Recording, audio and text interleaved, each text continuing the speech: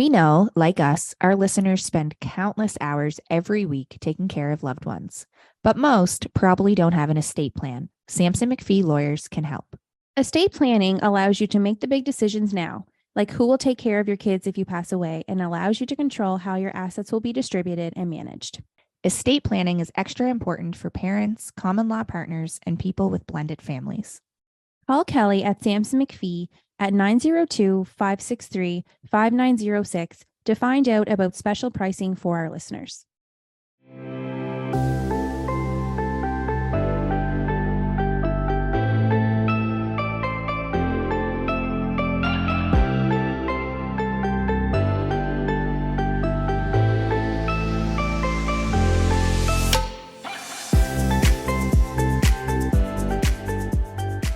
Hi, Jess. Hi, Sarah. How are you? Good. That's good. Hi, Stephanie. Hi. Should we call you Stephanie? Dr. Steph, Stephanie? yeah. Dr. Gilbert? What do you prefer? You can call me Steph. Okay. Yeah, that would be great. Okay, Steph. We're excited to chat with you today. We're going to introduce you officially and then jump into the topic. We will say we shared this online and we had some really interesting responses. People are looking forward to it. Someone actually said, "Is this with Steph? I can't wait." So Yeah. you have some fans out there. Oh. Yeah, it's great. I was like, it is. Spoiler alert. Dr. Stephanie Gilbert is an associate professor of management in the Shannon School of Business at Cape Breton University. She received her doctorate in industrial organizational psychology from St. Mary's University. Her recent research examines the role of employee bereavement in the workplace, including bereavement due to pregnancy loss. She has had 3 pregnancy losses and lives in Sydney with her 2 living children, amazing husband, and golden retriever, Kelly. I love Hi, a golden. Steph. I was just going to say that was I Jessica's love dream. a golden. They're the Jessica's best. life plan was 2 Goldens. Oh. And then I got pregnant. And then she got pregnant. Like a day later, after I made that decision, I was like, let's just get 2 golden retrievers. Like that's going to be our life. Plot twist. Pivot. So we have a little 6-year-old and no golden retrievers. Not yet. Not yet. Not yet. Yeah. They'll come in time. Yeah. I've had the pleasure to talk with you, Steph, before on a different podcast for work. And I remember like a few minutes in, I think I blurted out, "You have to come on the morning meeting," because I know this topic will resonate with our listeners and it's so important to talk about. And you were so gracious to say like, "Yeah, we'll come on." So thank you for joining us. Yeah. Thank you for having me. No And problem. it's like we were just saying this before we aired, like, okay, like here I come with like my super exciting topic, right? Like because it's hard to talk about, and because it's hard to talk about, we avoid talking about it. Right. But then from that stems all the things that we're going to talk about now. But it's one of those things where no, it's not super fun to talk about it, but it's also not helpful to like live in silence and, Right. So Yes, we really appreciate you exactly. coming and opening up that conversation so that our listeners can be exposed to that. Yeah. And me too, because I think I probably... I said earlier, do we have Kleenex around? Yeah. I might need it. I Yeah. might need Do it for need later. We'll have to throw it over here. I want to start off by just saying like, okay, bereavement in the workplace. We listened to we just heard the bio. We know some of the work that you're doing and some of the research that you've done. I find it so fascinating. Bereavement and grief. Like we're going to talk about this over the next, 40 minutes, 60 minutes. So is there a difference between those 2 terms? Like, can you talk to us about that language there? Are the terms interchangeable or no? Like, what do those words mean? Yeah. People usually do use them interchangeably, but they're not the same. Okay. So bereavement is the loss of somebody in your life. And it sometimes leads to grief and sometimes doesn't. Oh. So just because you've lost somebody in your life doesn't mean that you're experiencing grief necessarily. Right. And grief also isn't death specific. So we can experience grief due to like diagnosis of a chronic illness or Right. loss of a relationship or loss of a pet or, all these different people. Lots of people experienced grief through COVID because we kind of lost that normal that we had before. So yeah, so they're totally different, and I might use them interchangeably, but they are different things. And then there's mourning, with mourning. Okay. That's kind of what we do with our grief. Right. So are there rituals or ways that we kind of remain connected to our person? Right. So, yeah, those are kind of it's good to talk about that right off the bat. That's a good question. Okay. Thank you. Because I was like, bereavement and grief. I think I use them interchangeably, but I know they must have. Well, when I Different think about meanings. bereavement, I think about like the time you get off when you lose somebody. Bereavement leave. Like, Right. I don't even think of those two things as the same at all. Okay. I'm just like, that's the time I have to deal with my grief. Right. The bereavement. Right. But bereavement is the actual loss of a person. Is that right? Yeah. So bereavement's the loss of a person, and it could be somebody you might not have any grief. Right. Right. Yeah. And so, but you'll maybe get bereavement leave, but there's no such thing as grief leave. Right. Like you get bereavement leave is really usually 3 or 5 days that you get to like do all the busyness of planning a funeral or hosting family or whatever arrangements need to be taken care of. But then you're back at work, and some people might not even feel that grief really set in until Right. you're Exactly. back. Right. And then after that, if you need leave, most often it's sick leave that you would take. Right. But you're not sick. Yeah, you get your 2 little days or 3 little days, and then you have to just go back to reality as if nothing, as if your entire life just didn't flip upside down. Right. Who decided 3 days? I don't know. It's like a really strong social norm that's embedded into like every organization's bereavement policy. So, and it's pretty much global. Like everywhere you are, you'll probably get like about 3 days. And isn't it specific to like the relationship of the person too? Yeah, like who Which is- decided that? Yeah. Yeah. You can't tell me who's my family or not. Right. Like when Daniel's father passed away and mother, 2 days. Yeah. 2 days I got. So I ended up taking vacation, which was vacation. not, I took vacation time because I was like, I can't come back to work after 2 days, but what I'm going to be able to produce at my work is not going to be helpful to my clients. So I'm just not going to come back. Yeah, exactly. Like your 2 days, and what if that was your best friend, or what if that was your, I don't know, aunt who raised you? Like, is it different for the relationship to the person? Does the policies? They usually spell out like usually it's immediate family. You might get, more time. Maybe it's 3 to 5 days, and then for extended family, it might be, 1 or 2 days or whatever, less time, right? So like there's this norm that 3 days should be enough, that after 3 days you should be back to normal.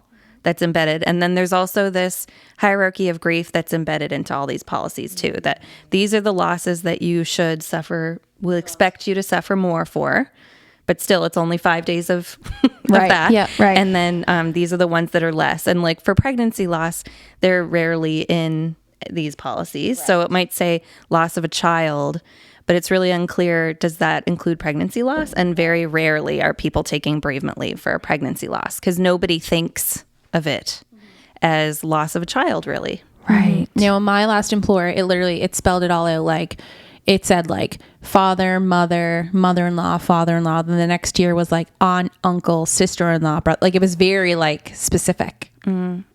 Yeah, Like- and they're so specific. Yeah. So yeah, right now what my research team is coding collective agreement policies about like what are the relationships that are legitimized in there, and then which get more time and which get less time. And it's so, it really reflects like value systems, right? Like outdated value systems, really, but value systems in terms of like, here's what family means, or nucleus family, what that looks like. And then outside of that, you're different. And then I think we probably internalize some of that, I assume, in terms of like, why do I still feel this overwhelming feeling of grief? I had my 3 days and here I am still here. Like it's, And I even said like, I'm curious, is there wiggle room there? Because like I'm closer to my father-in-law than I my own. Like, so like, can I take what happens? Like, it's the policy is the policy, and you're welcome. Like my employer was okay with me not coming back, but I had to figure, I either had to take time without pay or vacation time. right. Right. So at least they were supportive in that, like I could do that. Right. But it was like at my expense kind of. And so there's a cost to you, but I've also talked to managers about supporting people through loss. And most often this 3 days is like not enough for people. So many managers realize that and want to offer more. But then when they do that, they're putting themselves at risk sometimes. So like there's this moral distress they experience, and then sometimes a risk to themselves professionally. Because they're not following for the offering rule. more. Yeah. So, and then these are all grief myths that are embedded into these policies. Yeah. It's not true that 3 days is enough or 5 days is enough time. And it's not true that there's a hierarchy of grief. Right. So it does some harm, I think, to people. And there's very rarely any flexibility included in these policies at all. Like, not even like, talk to your manager if you need more than this. Right. Because if that were in there, there would be some flexibility, and it would give the manager some, like, empower them to offer more and as I well. think that's what's hard about policies, is that like they're written for a reason, and they're useful because they're that guidelines for the employer to say, okay, well, I have to refer back to the policy to see what it says, and then they have to follow what it says. So it puts them in that like point of like, I want to help and support you, but like based on the policy, because we live in this colonized world, I can't help you. So it's a really awful feeling for both parties. Yeah. Right? Yeah. It's interesting too, because you said that you touched on this before, in the sense of those first few days, really, and I just watched a dear friend do this, is like, and Jess, like you've experienced this too. In those first few days, you are doing all the things. Like your adrenaline is just like, especially if you're the type of person who wants to do those things, or like, you know, you're the organizer, you're the person who makes the call and plans the thing and touch base with family and hosts and all that things. And we're happy to do, well, not happy, but we take that on because we value that responsibility, or we want to do that. But then you're not grieving yet. And like the next week, when everyone's lives go back to their normal routine, like yours has a huge gap in it. The visitors stop. The food stops, food like stops. all of these things. And then, like that's the time that really that support needs to come in. We're jumping right in, like right ahead. I know. Okay. Let's talk about how you got into, why you started researching this, why you started looking into this. Bereavement is something that we're familiar with as human beings, but you're looking into like how this impacts workplaces specifically, and bereavement due to pregnancy loss in the workplace as well. Can you talk about some of that? Yeah. So most of my research before had been about employee well-being and health, and like what parts of the workplace affect those outcomes. And I looked at leadership a lot. And then I had a stillbirth at 37 weeks pregnant. That was 2017. And since I'm a researcher, like I went into the like literature and like what is there out there actually like about what I should do going back to work after this, or what should my workplace be doing? And there like really isn't much at all. Very, very little out there on that around grief or pregnancy loss. So I was like, well, this actually fits really well with the research I've been doing. So maybe I'm the one to kind of do some of this. So I started to, I wanted to look at pregnancy loss first, and a colleague said, that might be too niche. Maybe you should look at just grief, like more broadly. And I'm like, okay, I can do grief. And I'm experiencing grief too. Right. Went through that. And so I did that, and we did a study on that first, and then followed that up with a couple of other colleagues on a pregnancy loss study. And that one got a lot of attention. And I remember that person afterwards saying to me, like, I remember telling you actually that was a little bit too niche, and that maybe you should start with something more broad. And I had forgotten they said that actually until they reminded me, and they were like, I was wrong. I should have just supported that.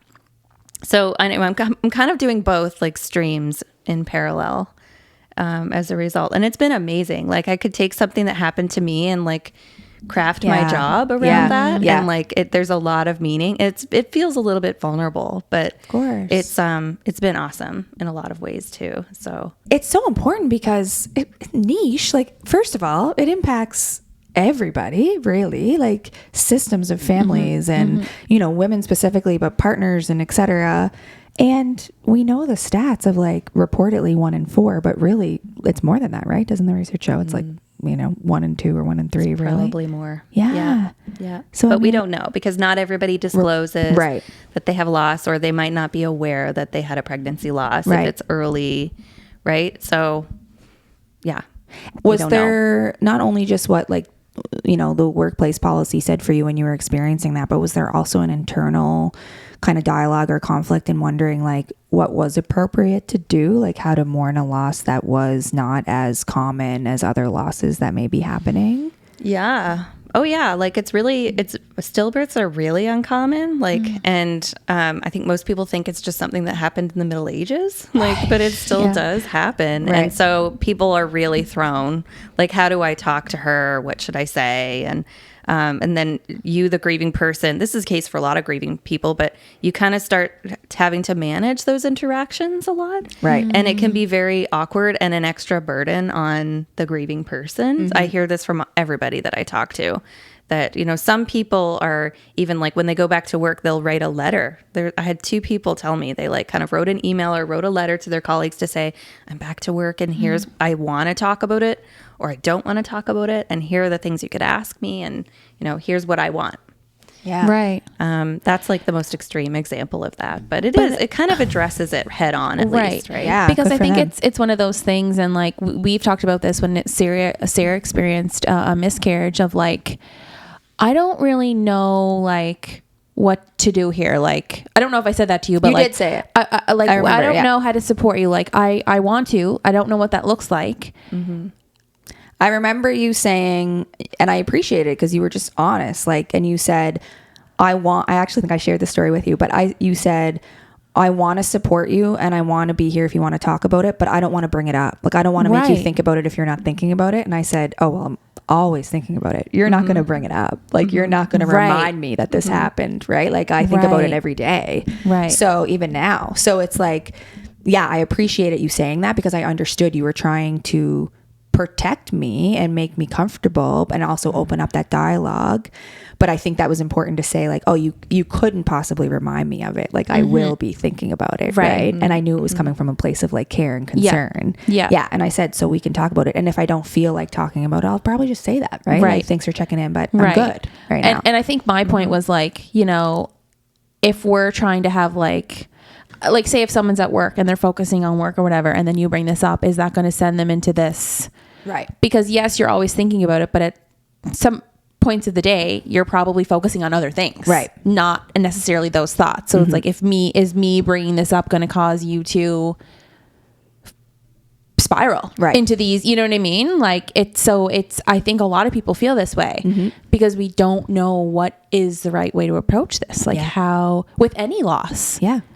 With really, like, do I say something? And then people will always say to him, like my husband, like, they'll see him out in public and then they'll send him a message later to be like, hey man, like, I just want to say, like, they don't know what to do in person. Yeah. It's just like, it's so hard. It is really hard and it is awkward and it's so uncomfortable. And, but yeah, so that like where you've seen them, but we can't, and then to send the message later, it's kind of implying, I don't know, like that they were too uncomfortable to say something. And it really takes some courage to say something to a grieving person, I think. But I think it's worth doing in person at least once to that person. There was a recent, so the Canadian Grief Alliance I follow, they're an amazing organization. They just did a survey of like 4,000 grieving people and they released the results. And half of the people said they didn't feel like their grief was acknowledged.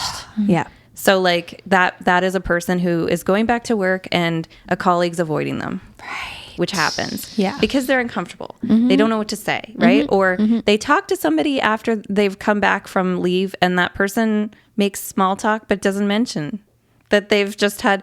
So there's that, right? And but 83% of their respondents said that when somebody asks them how they're coping with their grief, it's helpful. Wow. So most people are going to appreciate when somebody asks you, it's been a week since you lost your mom. How are you coping? How are you doing with that? Right. How are you feeling today? And I think that like there's no ill intent from these people. Right. That's right. It seems but when you look at the broader picture, it seemed like when you go home from like nobody even mentioned it today. Yeah. Like that person probably feels a way about that, but then but there was no ill intent on the other person. It's that comfortability piece because we don't talk about it enough. But you're protecting your own discomfort. Yes. Like you don't want to feel uncomfortable. So you don't want to ask the person. You don't want to make them uncomfortable. It's tricky. Yeah. It's hard to navigate it. We know like confirming climate, like the 3 levels of confirmation, like recognition, acknowledgement, and endorsement. So like acknowledging is such a huge piece of interpersonal relationships. Like grief is no different in that way, right? Oh, it's totally so important. Yeah. Like it was the most important thing everybody talked about in our research that we did was that their grief is acknowledged And we do kind of have a script for this, right? We say, I'm so sorry. Yes. Yes. And that's like this short. Yes. And that is it. Period. Yes. Did that, right? And then I'm Yes. off. And so, but that's kind of there's not a lot of connection with that. And there's no inviting to share either. So it's not amazing. It's not an amazing. That's one of response. the like what I took from our last conversation that we had. You said like as a society we're sort of grief illiterate, like we don't really know how to talk about it. And you said like that script of I'm so sorry, and that resonated with me so much because I remember even when I've said it, and when I say it, I'm like, come on, know. Sarah, you can do better. And what am I sorry for? Like Yeah. you know, like I'm sorry for your loss, but also, and then you said, I mean, I don't want to take the words out of you because you might say it, but you said, what about like, tell me about your person. And that has stuck with me because like I've had friends who've lost people and I want to say like, tell me about your person. Like talk, if you ever want to talk about them, I would love to talk about them, you know? And no one has said that to me in times of grief before. It's been, I'm so sorry. And you appreciate, you know, that condolence, but yeah, it's so closed-ended, like full stop. I'm so sorry. Conversation's It is. over. Yeah, it really is. And like depending on like the households we've grown up in, if communication is not like a big component in your upbringing, like if we don't talk about things, you don't talk about feelings, then you learn to communicate that way. Right. Like you know, and like even like I think about going to wakes and funerals, like you have like a hot second to see the person before if there's a huge line. So it's like we're almost conditioned to be like, I'm so sorry for your loss, like thinking of you, like good, okay, next. Right. You know? Yeah.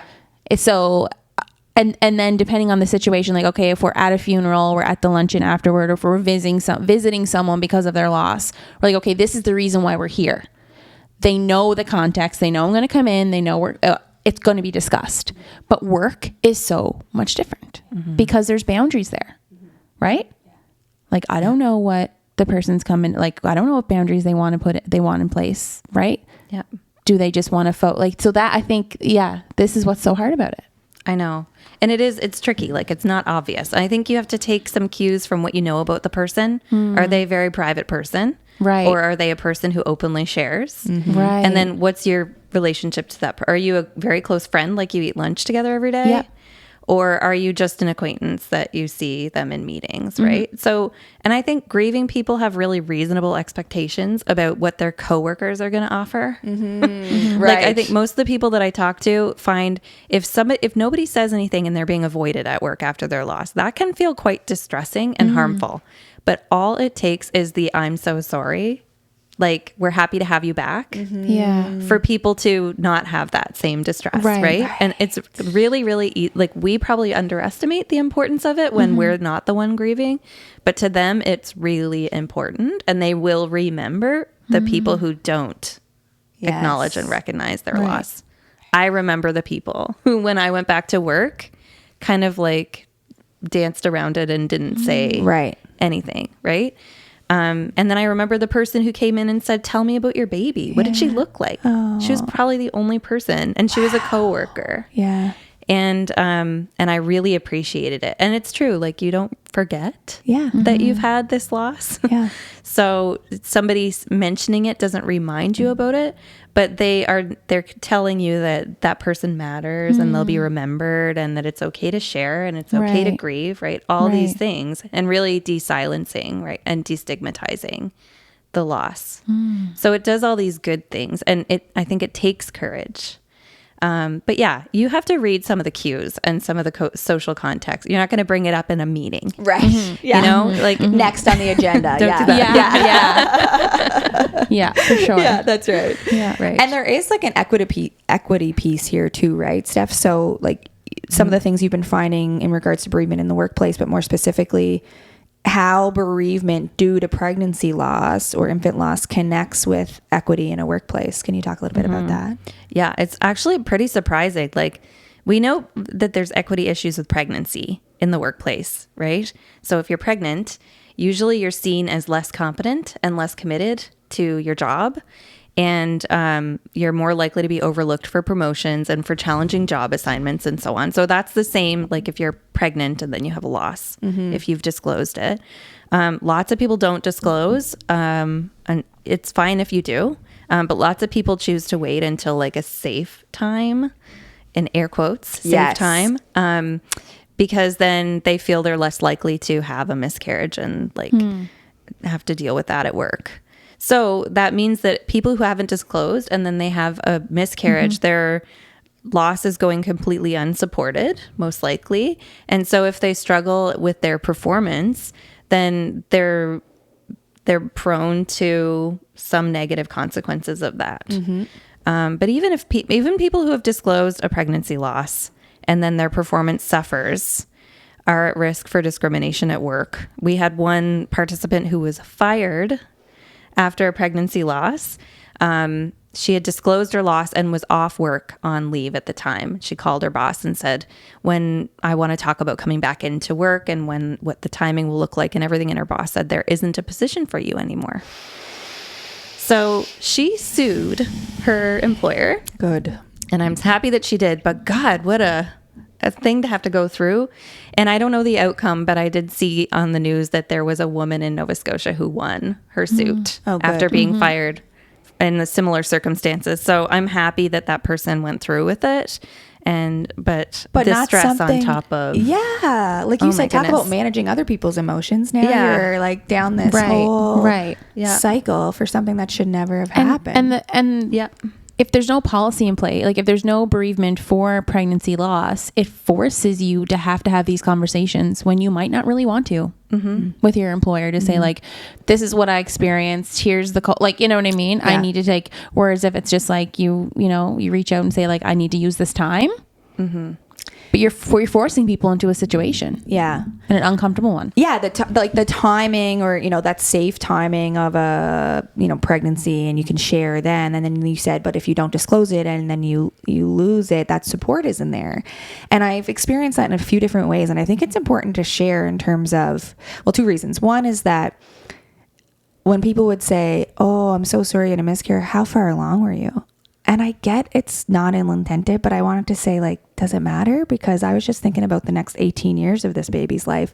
I don't care if it was 8 weeks or 11 weeks or 28 weeks. Like, there's that baby is so real to me, and I don't think they're trying to disqualify that, but I think they're trying to rationalize like, oh, well, if it was only 8 weeks, maybe it's not as bad as if it was 15 weeks or whatever. I'm not sure what that looks like, but I just remember feeling like, and maybe it's just curiosity. Like I found myself being like, oh, how far along were you? Like in terms of just curiosity, not that it meant it was any less of a loss, but that is a piece there.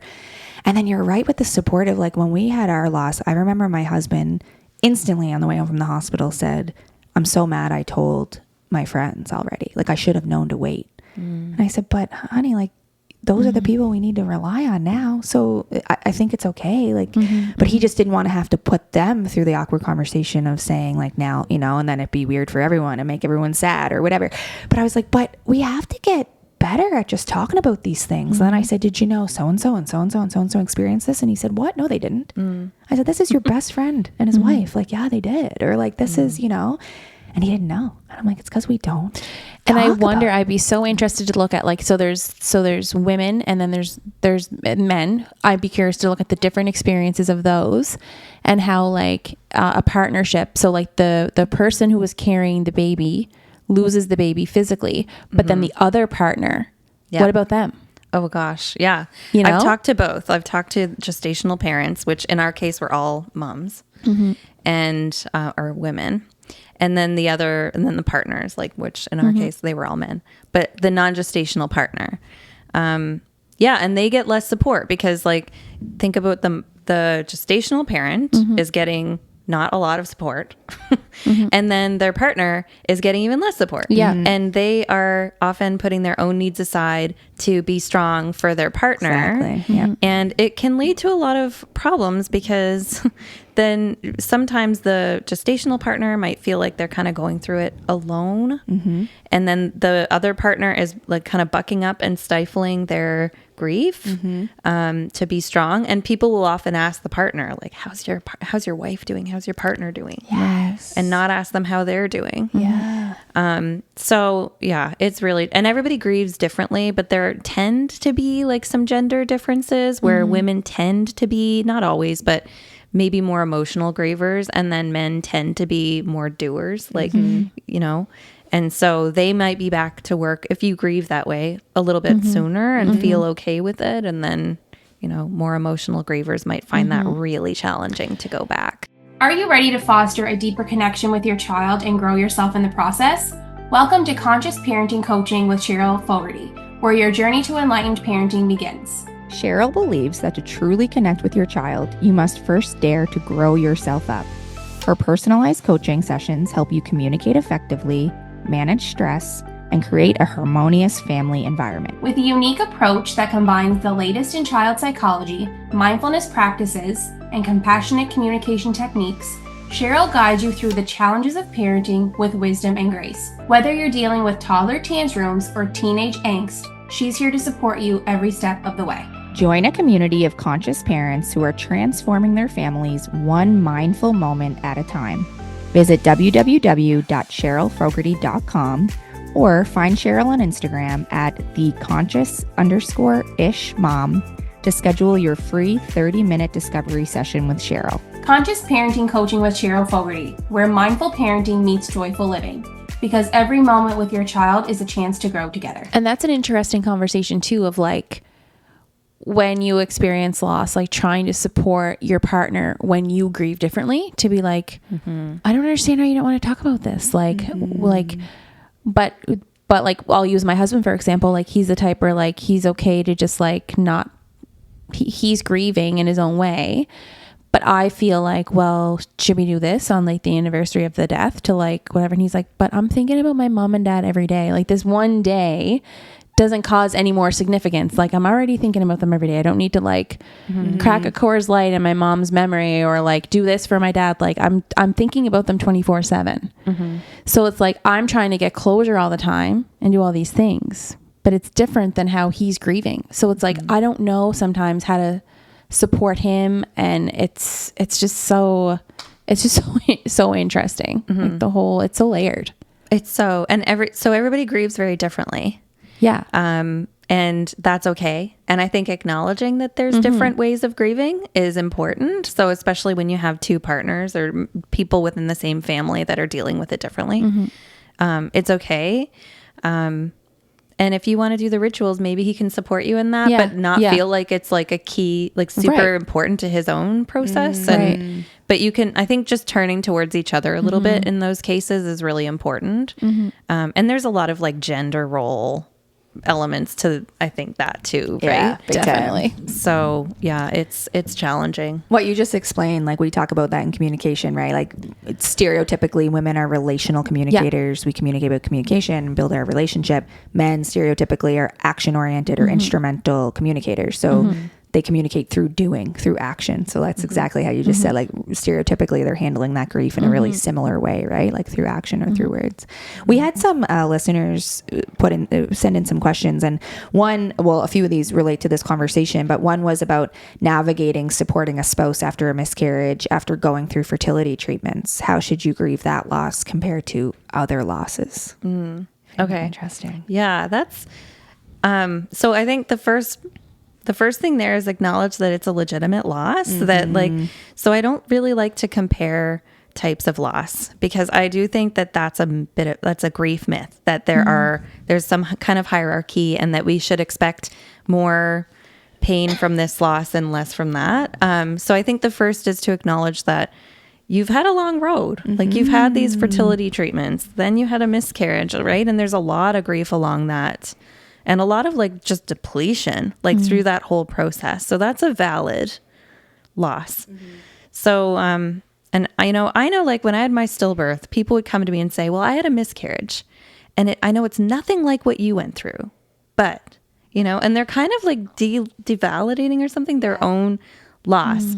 So we don't need to compare them, because I've talked to a lot of people and like, it doesn't seem like there's clear differences between the person who had a 7-week loss and the person who had a 40-week loss, it's grief. It's still grief. And so I think it's acknowledging that. And then I think with the partners, it's try to turn towards each other as much as you can, recognizing that you might have different ways of grieving. And it might be really frustrating for each of you to see each other doing it differently and not doing it the same way. But I think just trying to communicate about that is really important, and validate each other and talk about it as much as you can or want to. Like I know the doer doesn't want to talk a whole lot. Right. But to just acknowledge, okay, you're grieving by doing, like, that's okay. Right. And I'm going to grieve my way, and we can do this together. Right. You know, we're not doing two separate things necessarily, but we can still we're grieving the same thing, Right. but differently. You talk about, supporting our partners and like leaning in and trying to support each other in that way. But one of our listeners talked about, how to talk about grief with our kids. And, talking to the 2-year-old about grief and then talking to the 7-year-old is totally different. And I think about this in my own experience. Like when Logan was 2, he lost his grandmother. And when he was 4, he lost his grandfather, and they were 2 different experiences. Like the 2 was kind of just like, oh, we're going to be going over to Nini and Poopa's, and it's going to be sad, and there might be a lot of crying, and Nini had to go up to heaven and whatever. So he thinks of heaven as just this physical place, right? So then when Daniel's father died, it was kind of like he's now in heaven with Nini, and they're gone together. So he thinks that this is a place that we will get to see them again at some point. Like he doesn't see it as like they're, but I think about that. Like it seemed like it was easy to have those conversations. Like he talks about it all the time, and yes, he has millions and millions of questions, but I think about like a 7-year-old or older, like it would be difficult. Yeah. Right. Yeah, it can be like, and I love this question, and I love that this mom is thinking about this because it's really important. Our kids will have a loss at some point. And if we can talk about it a little bit, maybe they'll feel a little more prepared and not totally blindsided about it. So yeah, I think it is really important to use like age appropriate language and introduce the idea of death. There's like great little books you can get from the library. We have one called When Dinosaurs Die. Yeah. It talks all about different mourning rituals for different cultures and all of it. It's really detailed. There's one called The Invisible String. Yeah. I love that one. Yeah, that's a great one. It just talks about like remaining connected to our people even after they've died or if they live somewhere else. And that's a good one. And maybe just I think it's good to just like introduce the idea of death early on, even something kind of benign, like, your friend's fish died last week. What do you think of that? And just, it is so important because we want to teach our kids that it's something we can talk about. That's exactly what this listener said. Because they said, I don't want my child to grow up the way we did, where you didn't talk about it with kids. Like, because And you now don't want to feel scare ill-equipped them as a parent. Yeah. Because like Logan will always ask us like, well, when are you going to go to heaven? I don't want you to go to heaven. I'm like, I am going to go to heaven one day. I don't lie about that. And I'm like, I don't know when it is. Yeah. But it's not today. Right. So we're just, and like, it's tough because there is that fine line of like, well, I don't want to cause anxiety in my child of telling him like, yep, we all die and we whatever, but we do. And, it's part of the life cycle. And I think, it can be uncomfortable, but like that's all we've talked about for the last number of years because it's so close to us. But the more you talk about it, the more comfortable it actually does become. Right. Yeah. And as sad as that sounds, like as comfortable as we all are with death in our family now, like sometimes you're just like, oh my God, like this is like we're talking about it at the dinner table as if it's like nothing. Yeah. But it comes so easy to us now. Yeah, which is good. I know my daughter was 3.5 when we had our stillbirth, so she was expecting a little sister, and she didn't get one. So we had a lot of conversations. But then my Nana died, and we were on the phone with my dad, and my daughter says, "Grandpa, how does it feel now that your mom died?" Wow. And she was like 4. Wow. And I was like so proud Yes. that she asked that. So she's inviting him to share. She's how do you acknowledging feel? that there's pain, that there's, or at least some different emotion, right, around his mother dying. And so I love that. And that's what we want, right? Yeah. Yeah. To normalize it, because it is that universal experience.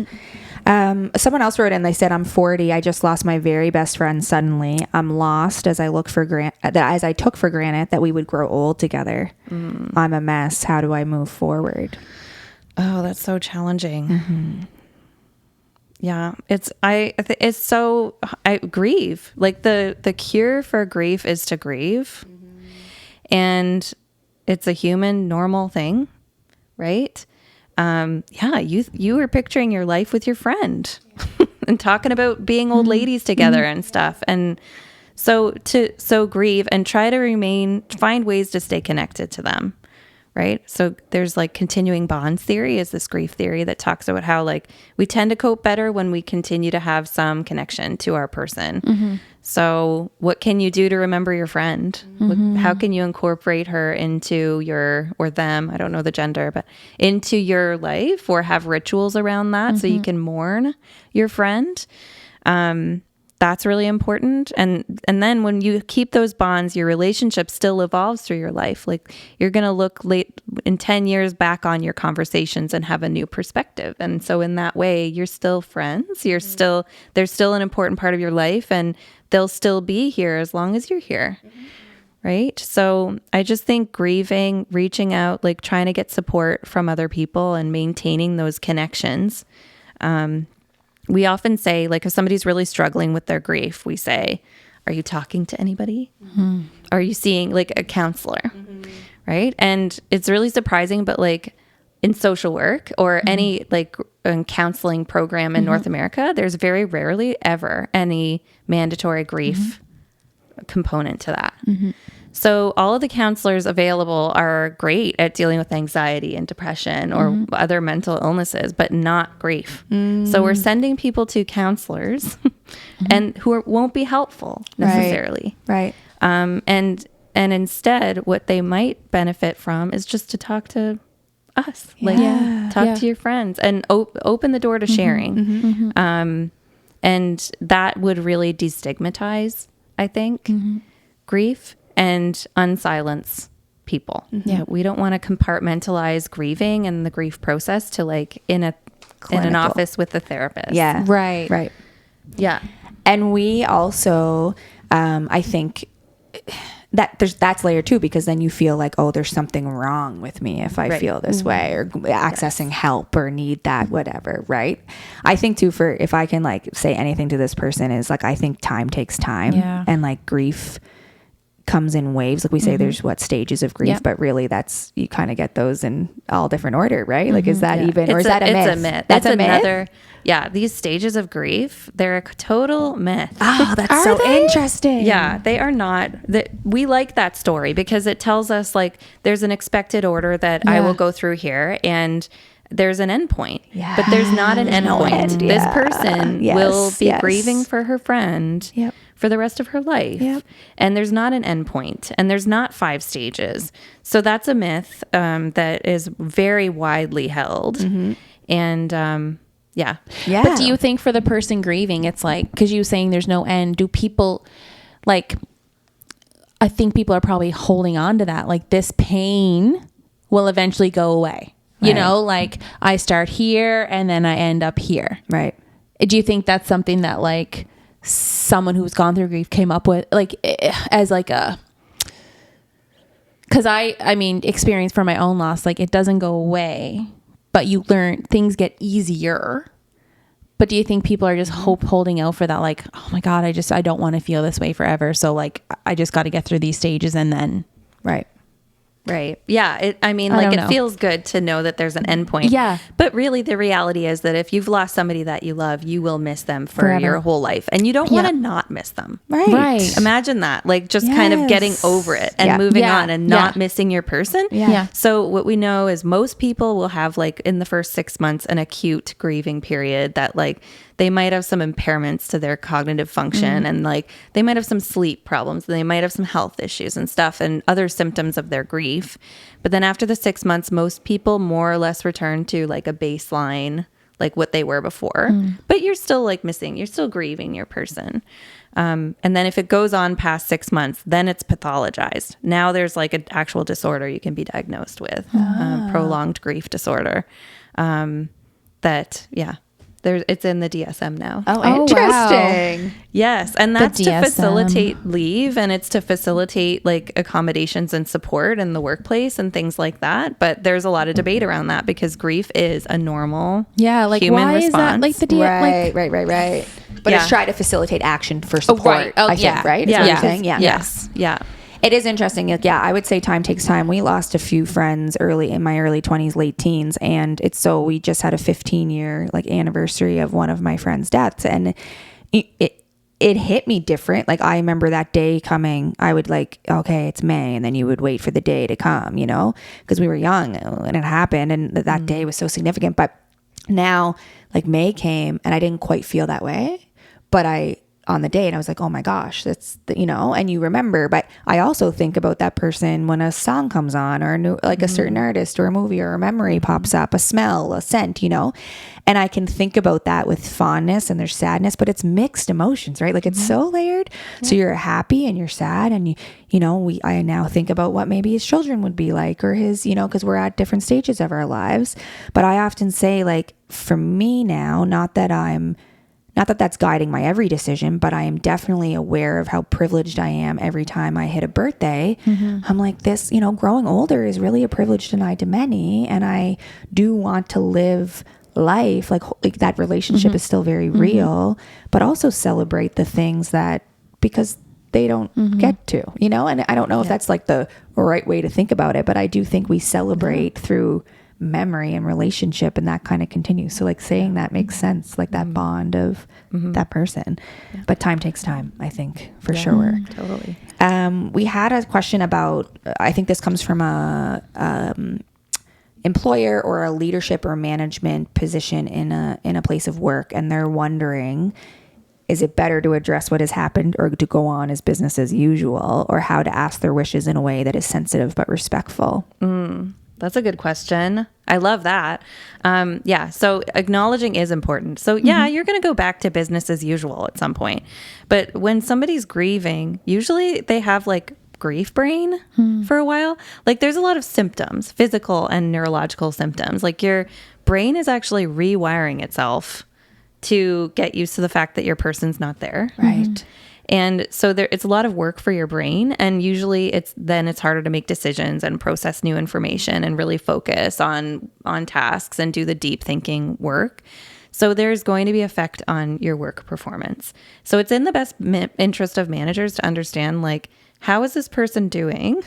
And do they need accommodations? Do they need more leave? Like, what should we offer to them so that they can do their job the best they could with this, recover as best as they can from it, so that we can get back someday to business as usual. Right. And there's also a retention strategy in that. Like when somebody feels really supported at work through this really vulnerable time, they remember that. And they remember when they're not supported. Right. And we know, like, already when you're grieving, it upends your life. You're thinking differently about things, and people are more likely to quit and change jobs or even leave the workforce after a loss. So it's really important to support your people so that they will stay and remember that, and so there's a retention case for that, and there's just a moral case for like supporting people through it. Right. But it takes courage, right, to ask. But I think managers they need to have a little bit of courage to say,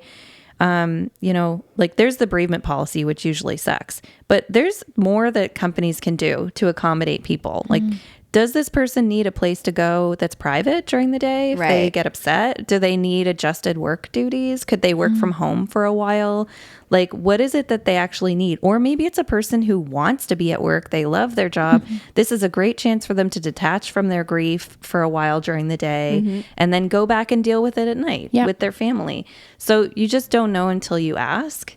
And like I said earlier, I think people appreciate that you ask, especially their boss. Yeah. Right? Yeah, like what a sign of courageous leadership. Yeah. Like you have to be What do that you need? person in that space. Yeah. What do you need? Yeah. Yeah, and they might not know, and it's important to continue asking that question Right. because their needs will change. Yeah.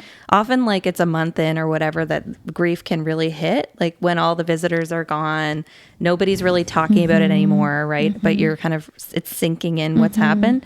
So needs change, and that communication needs to be ongoing, and it does take some courage for managers to do that. Yeah. And you say like a retention piece, like your research too shows, right? Like this does, I know we talked about this and I forget if it was specifically bereavement in general, if it was more specifically to the pregnancy loss piece, but it's impacting, like women are leaving the workforce, right? When they're not feeling supported there. Can you speak to that? Oh yeah, like people, so we know like, especially after pregnancy loss, like people might decide, I want to be home with my other kids. Or maybe I want to take some time to focus on another pregnancy if that's what I want to do. So people are making all kinds of life changes because grief like this is often a bit of a shock to us. Like some people are reevaluating their beliefs and like their values and everything else. When something like this happens, it really pulls the rug out, like turns your life upside down. So people are going to like be thinking about, do I want to stay in this workplace? Is this a place I feel valued? Am I reaching my, I don't know, like whatever they want now, is this offering me that? Should I stay? So, yeah, I've just talked to so many people who were not supported at work and who will always remember who said what or who didn't say anything at all. Right. And, it leaves a lasting impact. So there's like a business case to be made for supporting people through this. And it is an equity thing. You know, when we give people 3 days of leave, it is not meeting their needs. And then they're coming back and their performance is probably going to be impacted. And then there's sometimes repercussions of that for those people. You know, people are getting reprimanded or overlooked for promotions and all kinds of things. It's unfortunate. Yeah. There's someone else who asked, and this not necessarily about grief exactly, but about being away from the workplace for so long after a maternity leave or parental leave, for example. Any tips or tricks or advice for those parents who are returning to work after that time, because it can be a huge challenge to then balance family and work, and hard to just jump right back into your workplace without feeling like the new girl, they said. Yeah. Yeah, like when you take a leave, it's not the leave itself that's necessarily the interruption. There's also this like ramping off, like, you know, leaning away from your work and then like on ramping again at the end. And that makes a difference. So it's really unreasonable to expect like parents to come back and like be 100%. Right. Jump right back in where they left off. Yeah. So that's where, if somebody's really struggling and it's hard and you're leaving your kid with somebody else and all of that.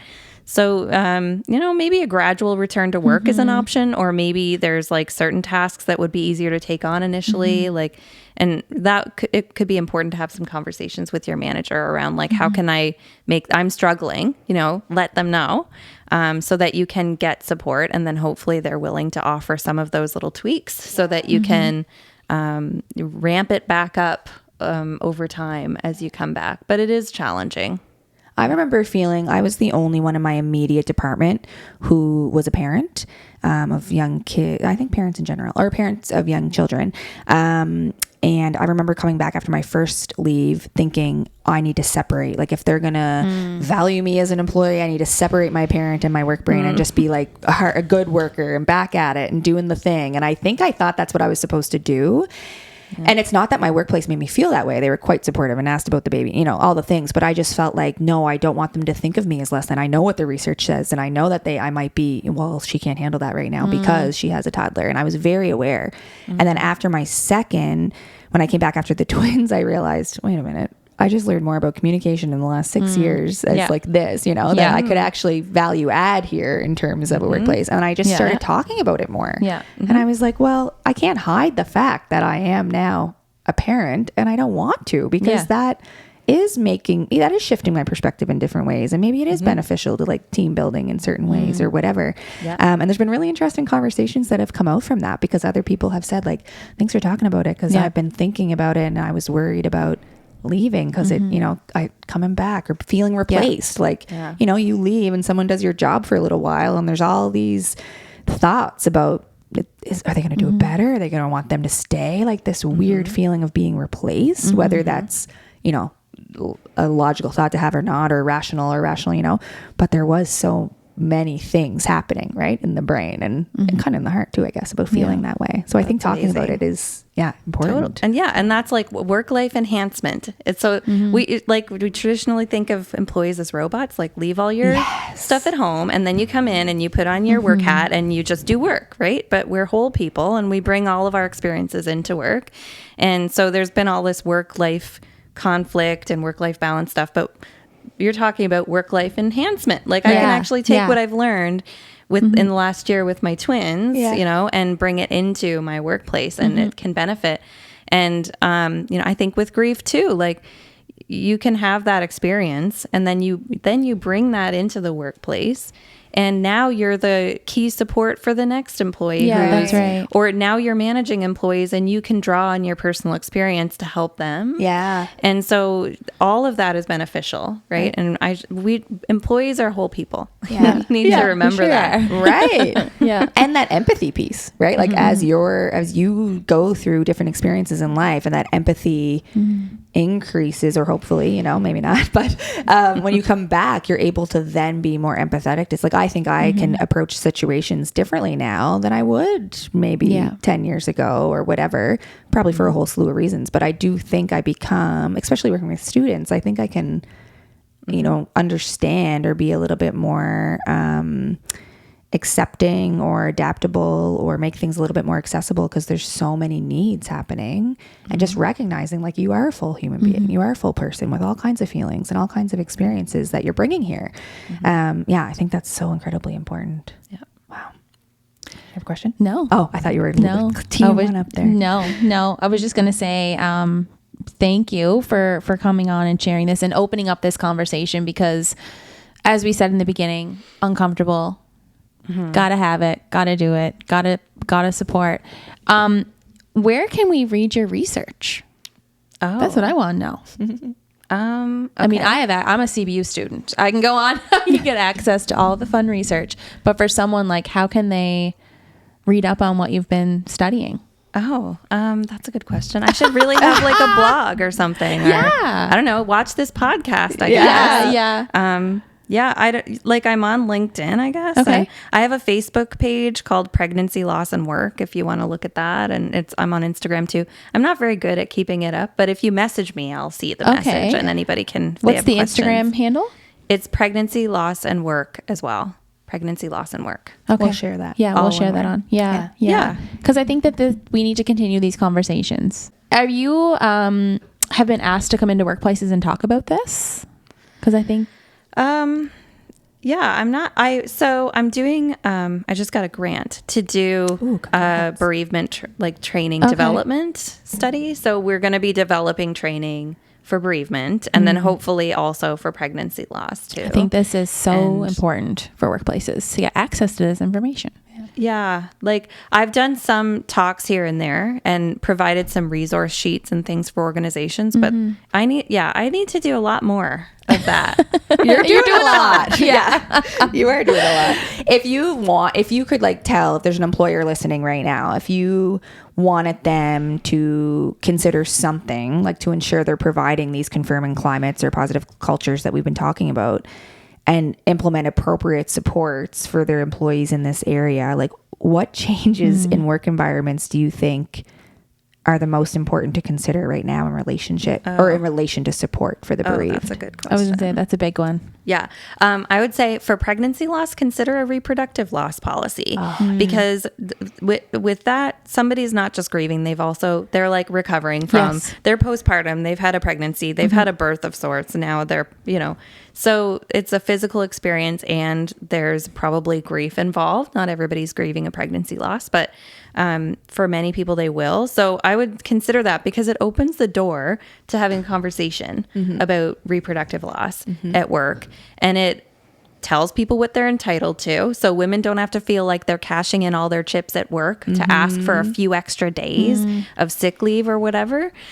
So consider that. because it's really important.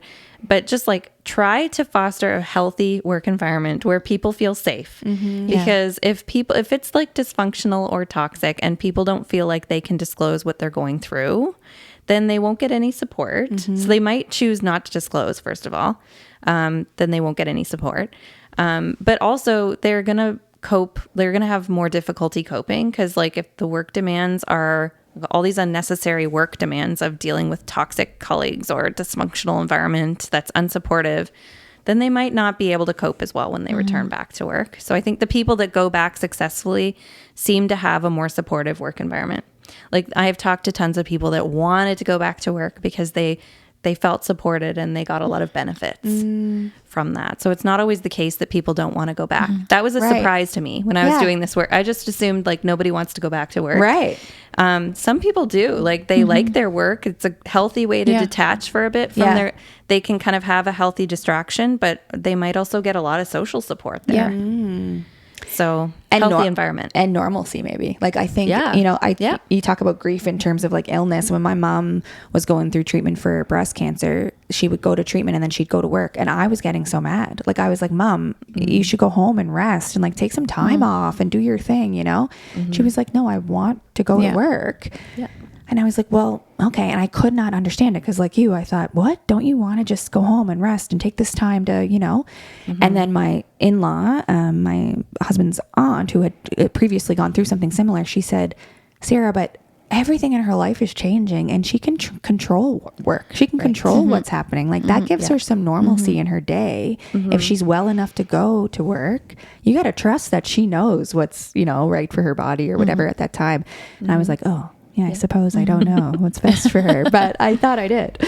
Like maybe that piece of control or normalcy, like that work provides. Oh yeah. That's a big thing for some people, and then, so you can't always assume like what's going to work well. That's why we need to ask. Right. We don't know until we ask. Just the importance of conversation. Absolutely. Like open the dialogue, ask the questions, get uncomfortable. We have to. Yeah. Thank you so much, Steph. This has been just enlightening. I think just such an important conversation to have. I appreciate you opening up this dialogue for us to talk a little bit about grief and loss and how we handle that and how we can support others. I've had you in my head the last few weeks thinking about how to support a friend and trying to say like, I'm here if you want to talk or if we want to go a walk and talk all about your person. Like, I can't wait to do that. So you let me know. And I think I did say like, maybe you should chat with someone when you're ready. But now I know I'm like, chat with me instead. But just wanting to know that like life is going to move forward, but it's going to feel different. And we can talk about that. And you don't have to sit with that on your own because that will feel different forever. This person is now not here and that's hard. And we can talk about that and not feel awkward about it. Yeah. Thank you. Thank you. Thank you for having me. This has been great. Oh, anytime. You can come back. Welcome around our table anytime. Thanks for everyone for listening. Another episode of The Morning Meeting. We'll share Steph's info and contact information in the episode notes. And you can contact her. If you have any questions, you can join the groups in Pregnancy Loss in Cape Breton. And we will chat next time. Thanks, everyone. Bye.